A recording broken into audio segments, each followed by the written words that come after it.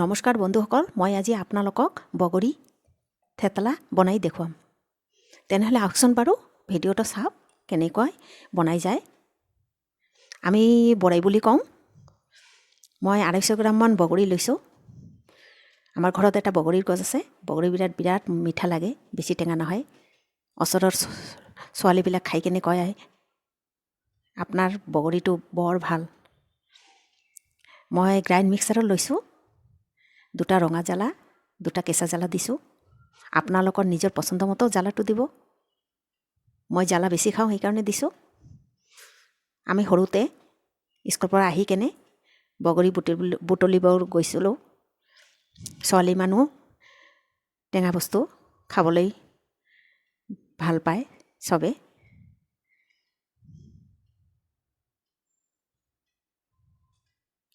বগৰী আপোনালোকে টক বনাই খাব পাৰে, ভাতৰ লগত, দালিৰ লগত। এনেও খাব পাৰে নিমখ দি। মোৰ হৈ গ'ল থেতেলা, প্লেটত নমাই লৈছোঁ।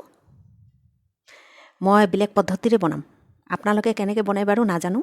মই অলপ নিমখ দিছোঁ, অলপ হালধি দিছোঁ প্ৰথমতে। এতিয়া অলপ ৰঙা জ্বালাৰ গুড়া দিম। এনেকৈ বনালে কালাৰটো ভাল হয় আৰু খাবলৈ ভাল লাগে।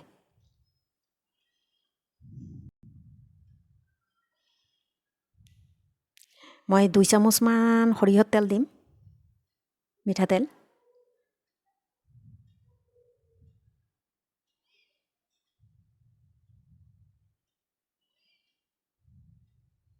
আৰু এটা বস্তু আছে, এইটো গুড়। গুড় দিলে টেঙাটো কম লাগে, খাবলৈ ভাল লাগে, সোৱাদ। আপোনালোকে চেনি দি বনাব পাৰে। আমি ঘৰত এনেকৈ বনাই চাটনি বনাই খাওঁ। আপোনালোকে ভাতৰ লগত খাব পাৰে, এনে খাব পাৰে। আপোনালোকে বগৰী মোৰ নিচিনাকৈ এনেকৈ বনাই খাব। এবাৰ খালে আকৌ এবাৰ খাবলৈ মন কৰিব।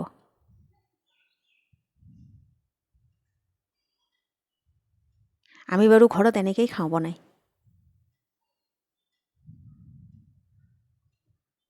মোৰ ভিডিঅ'টোকে চাই কিনে আপোনালোকে মোক কমেণ্ট কৰি জনাব কেনেকুৱা লাগিলে আৰু ছাবস্ক্ৰাইব কৰিব।